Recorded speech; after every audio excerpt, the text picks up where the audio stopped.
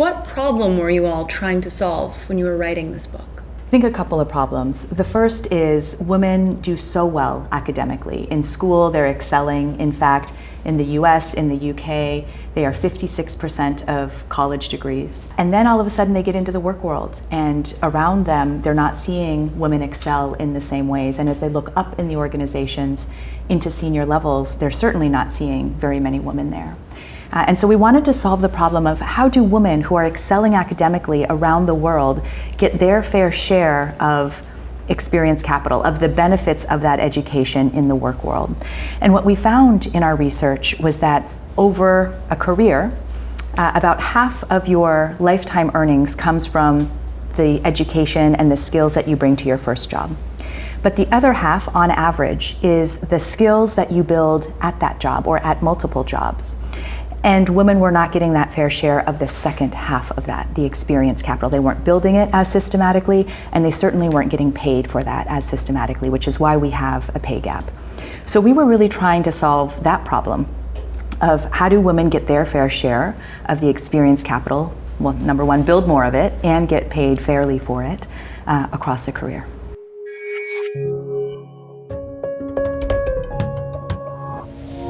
What motivated you to write the book? Why write The Broken Rung now? Kweilin, Maria, and I have been doing research on women for over a decade. So in many ways, I think this book has been in the making for over a decade. And it was just so inspiring to come together, put all of our research and ideas into one place. And really, to that last question in the book, how do you pay it forward? This is one way that we can pay it forward. And when you think about what moves us, what moves me at least, is that there will be a woman who I do not know who will take something from the book and it will change her career and it will help make her career more successful. That's why we wrote the book. That is the book I would have liked to have when I started my career. And I think we've also brought something that had not been there necessarily, because it's not only the facts, which again brought together all of them in an exhaustive manner, in an end-to-end way. It is very instructive.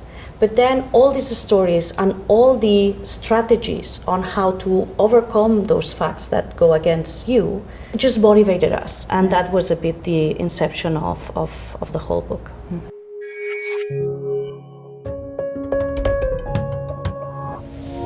There are some people who might hear the term broken rung and not really understand what it means. I think the glass ceiling is such an evocative phrase, but for people, especially not in the US, they might not recognize what broken rung means. Think of a career ladder as a literal ladder.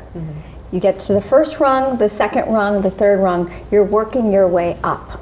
You're working your way up to the top. And the challenge for women is that you will fall down at the very beginning. The odds are against you.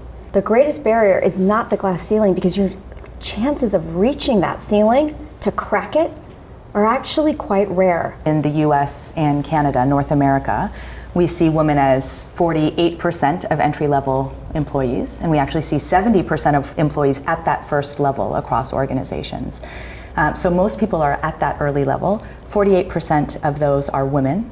But then at that first promotion to manager, Lareina, that you were describing, that drops by 9 percentage points down to 39%. And that's that broken rung where women are not getting that manager promotion, are falling through the cracks and not able to take that next step up, that first step up towards promotion. Yes.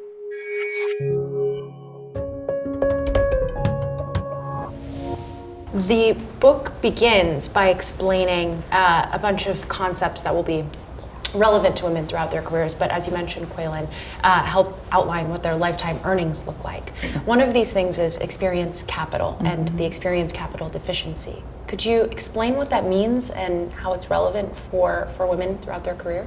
So experience capital is this notion of the skills, the experience, the wisdom that you build on the job over a career. And we contrast that with what you graduate from school with. When you start that first job, you bring an education, you bring some characteristics, and that drives roughly half your career earnings globally on average. The other half, though, is this experience capital. What are the skills, the wisdom, the experience that you're learning on the job, and how do you get paid for that? But really, more importantly, how do you stretch yourself to build that faster? We talk about this concept of a doubling point. How quickly do you double your initial salary? And that's a good, very simple but practical measure to understand how quickly is my salary kind of rising compared to my peers, and how do I assess if I'm falling behind, if I'm ahead, and if I am falling behind, what are some things to course correct to get back on pace? 3 dimensions that can impact that building up of experience capital, especially for women. And it could be the company, it could be how many bold moves you make in your career, what are the skills that you acquire as well, and finally, how do you face some of the headwinds that will be a bit inevitable in your career. This notion of 50-50, half of your career earnings being due to experience capital, is true globally on average, but it differs a lot. It differs by country, it differs by occupation, and so that could be quite specific. For example, in the US, more of your career earnings are attributable to the education that you bring to your first job. In India, it's the reverse, right? It's much more about the experience, that capital that you build over a career. In certain occupations where you require a high degree of education, doctors, nurses, 10, 12 years of education, more of your career earnings are due to the education. Yes. In contrast, if you have less years of education, more of your career earnings will be due to everything that you learn on the job and those skills, the experience capital that you build over time. I think this concept of experience capital is an incredible ray of hope. Because normally people look in the rearview mirror. How much education I was able to attain somehow predetermines my potential. And one of the things we know is that women are professionally ambitious. And this is a positive thing. They want to become leaders. And in all the work we've done over the last 10 years, we see that women are as ambitious as men to rise up. But they shouldn't feel limited by where they came. And so one of the things I think the book really focuses on is that is your ray of hope. We've got this concept called skills distance, which compares the percentage of skills in the new job that you take on compared to the skills that you're using in your current job. And the more that's different, frankly not overlapping, the better off you'll be in terms of truly building experience capital and getting paid for that over time. But that's when we're most uncomfortable, right? That's when we're out of our comfort zone, but also kind of what we've learned. And that's, I think, when we're at our best, assuming we don't fail, that's when we're stretching ourselves and really learning. With McKinsey Global Institute, we did quite a bit of research around that globally. I think one of the most important determinants of building that experience capital is also what is the first company you join. Yes. And that's why we start the book a bit with that, choose your company, not your job. And why do we say that? Because if you join a company that invests in you, in training you, in developing you, in giving you opportunities for mobility, what you make is you start developing that experience capital early in your career so that you have more time to accumulate those learnings over the journey.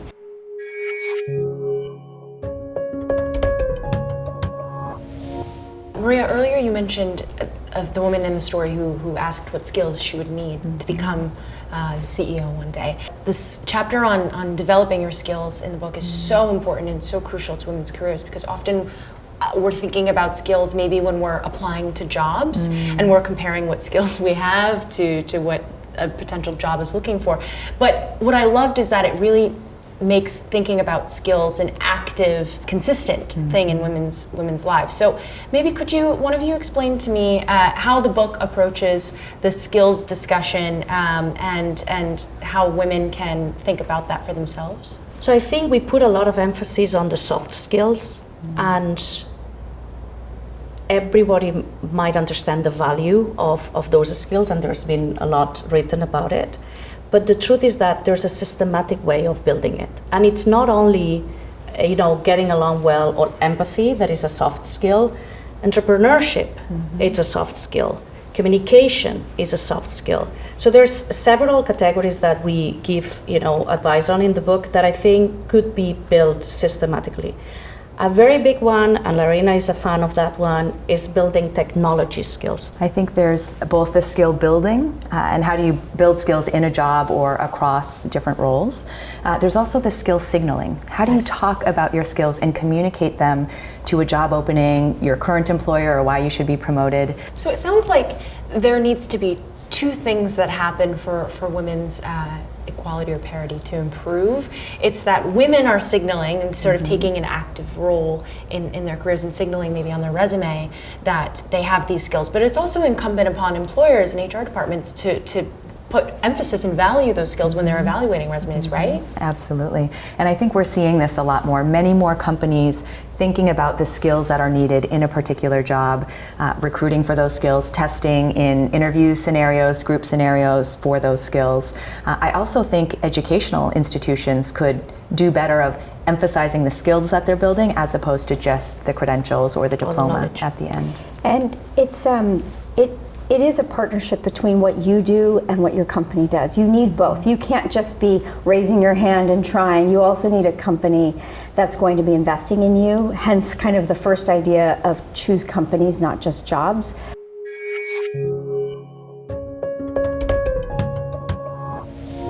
There was also the chapter on bias. There's a million of them that we're confronting, external and internal. Just walk me through what it was like to put that chapter together and what are some of the big concepts in it? We think about it from the experience of the woman.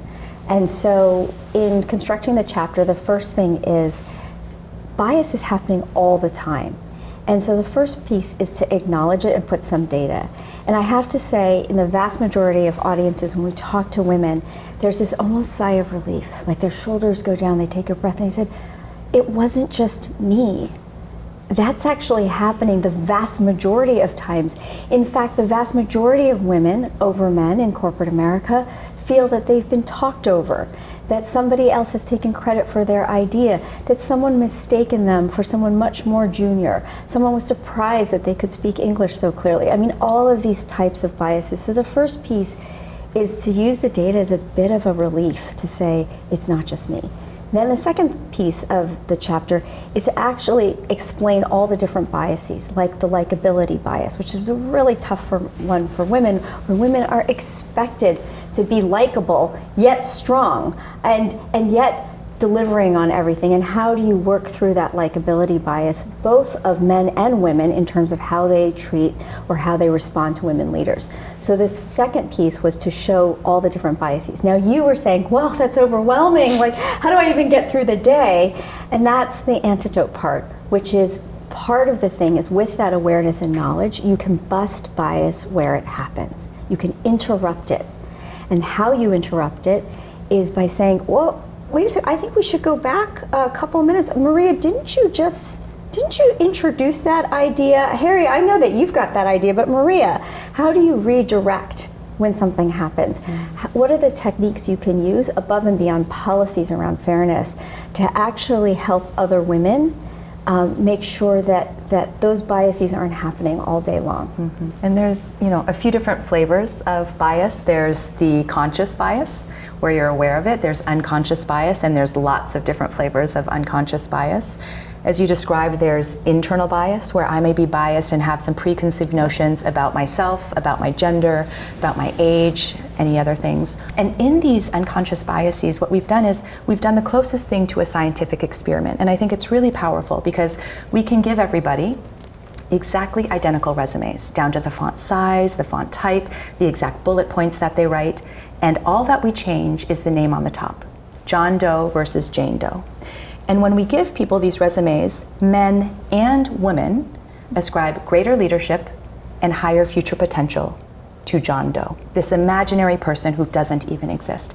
Because we are so socialized to think of leadership as male, typically white and tall, and we can't imagine a different picture of that. Now, if Jane Doe on this exactly identical resume adds active parent-to-teacher association member or some other signal that she is an active parent, that's about 87% less likely to get the interview and the job. And so we know that there are also parental biases, right? This association, again, by men and women, that, oh, if that woman is an active parent, she's going to prioritize her children as opposed to being a great employee. And these are the systematic biases that are dangerous. Other biases by race, and I think throughout the book where we have data, we explored a lot of not just gender, but racial biases and gaps. And when we have two identical resumes, and we have John Doe versus Jamal Doe, or an African American name, that is 50% less likely to have that black candidate get the interview, and that's worth an 8-year experience penalty for that black candidate. Same thing with John Doe versus Muhammad Doe, or a Muslim American name, 4 times less likely to get that job. And so we see systematically significant bias with scientific evidence staring us in the face, and yet many people are saying, oh, I wish I could find, qualified, diverse candidates for these jobs, and they're there. In fact, sometimes with exactly identical resumes, and we can't see that talent in front of us for our own bias. One of the most important things is that as you are reading all of this data, the scientific data, you could start to feel a little depressed. Mm-hmm. And so one of the actions that we talk about and we know works is allyship. And allyship is speaking up, speaking out for someone who's different from you. Mm-hmm. And it is incredibly powerful. And as an example for women of color, we know that women of color who had experience or have experienced allyship in their workplace, they actually will trend much more closely to the responses of white men and white women in terms of feeling that they work in a fair environment, that they feel included, that they're excited to stay where they're working, where they would recommend this company to others. And black women without allies, significantly worse. And so we do know even within these types of biases and the things that happen, that actions like allyship can make a huge difference, which can be as simple as a verbal interrupter of that, or if you see something that happens, taking that person aside afterwards and saying, did you feel okay about that meeting? Because didn't feel fair. So sometimes you may not even have a solution, but just acknowledging it goes such a long way. And I think what's really important, it's a really big topic, it's really hard, but some of the day-to-day actions are incredibly simple.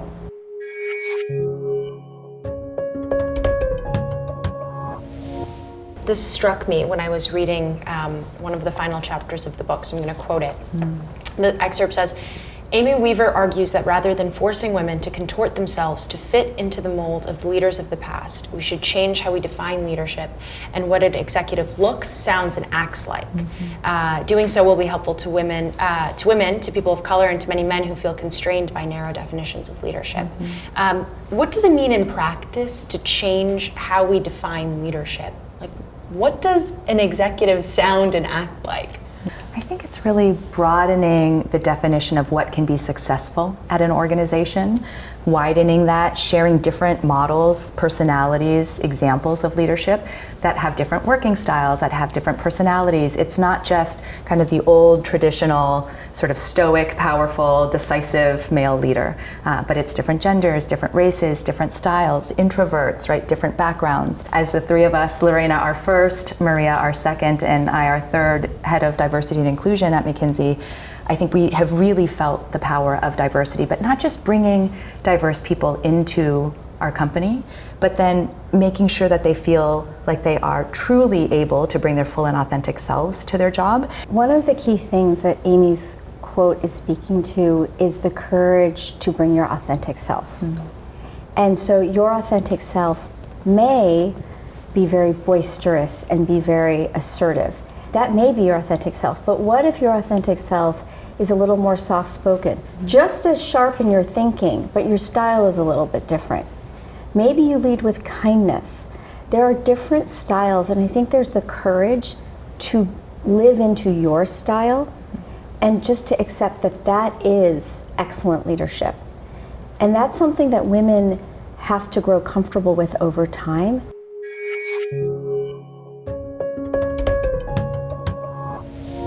Some of the final chapters in the book discuss more things that you might not expect from a book about a woman's career. You get into ideas of health and finances. Explain to me the information about women's and men's health gap in the book and how that might affect women's careers. When we were talking about the book, both health and finances could help you accelerate kind of not just your career earnings, but help you make the most of them, but they could also really derail you. And that's why we wanted to share concrete tips, but just the fact base on women and men's health. And what we found is that women spend 25% more years in debilitating health than men, which was counterintuitive because everybody thinks, oh, women live longer than men, right? What health gap are you really talking about? But we actually spend more years, 25% more time in poor health. There's also the pink tax that we talk about where women's products are sometimes more expensive.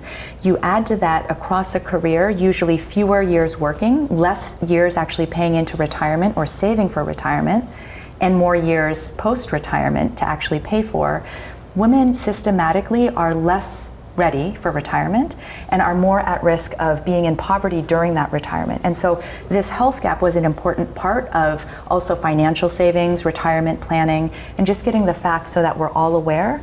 We actually have more time, both in poor health and in good health, to plan for and save for over a career. In fact, most of the health gap is during women's working years. It affects our productivity, it affects our careers, it affects actually on a country level GDP, because if we have a high significant share of women who aren't working, who aren't kind of fully productive, that's going to affect standards of living around the world. And so one of the things is certainly reproductive health, but also menopause, right? Menopause is hitting women globally right at the peak of their careers, right at the moment when they should be taking maybe SVP or C-suite roles.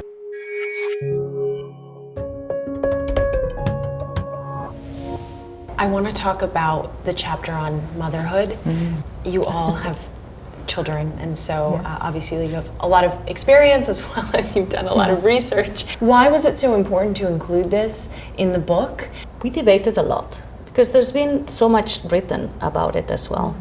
We thought together on how to link it to this experience capital. And basically, there are a lot of facts that can be, again, appalling, right? About if you decide to have kids, because the reality is that the odds are against you. You will get a pay gap. You will maybe not return to work. You will face for the first time how to juggle along many things. You may have help or not help from the company during the leave, post-leave. There's a lot of things that will change in your life. It's a wonderful moment personally, we all have experienced it, but it's also a difficult one professionally. We wanted to bring that and raise the awareness of what can happen, but we also wanted to bring the opportunity that comes with that, because I think, if anything, that's one of the jobs that stretches you the most in your career, right? And so I think there's also skills that you learn during motherhood that you can apply to your job. And there's also ways to approach motherhood in a more systematic way to try to counter-effect some of the potential gaps that will happen. And if you plan before, if you work during the leave, and then if you really make a purposeful comeback, motherhood can be, again, it's a rewarding experience, but also a rewarding professional one. One of the things I say when companies ask me about this is to create round-trip tickets. It's not just thinking about what you do before women go on leave. It's not just, although very important, how much time you give them, but it's also most important, is there a round-trip ticket back? What are you doing when they return to make sure that it works? They have sponsors, they have wonderful things to work on to come back. That's where we're seeing a lot of companies miss a step. And as you look globally, right, this motherhood penalty that you describe, where for every additional child, mothers typically earn less and less, versus this fatherhood bonus. And as men have more children, they actually have an increase in their salary on average. We also know globally, women do about 3 times as much unpaid care work around the world. I mean, one of the interesting things that we see in the data is that, as Kweilin is saying, the vast majority of women take on more of the unpaid work. There's a next question to say, if women are in a dual working household, and if they're the prime breadwinner, do they also take on more unpaid work? And the fact of the matter is every time we survey, and we find they are. And so when we say that there's a double shift, there literally is a double shift between your work and your home work. And that is an enormous burden, and that does not ease up, whether you're the primary breadwinner, whether you are in a dual income household. We don't see that the economics change that. One of the roles that men can play is actually having to take that round trip themselves and having to reconfigure their work around the idea of a gap and the idea of actually having to come back and juggling a different load. Actually, interestingly, I think when companies start to increase their paternity leaves as part of their parental leave, everybody gets better at on-ramps and off-ramps because everybody is going in and out, and I think just the muscle gets stronger there.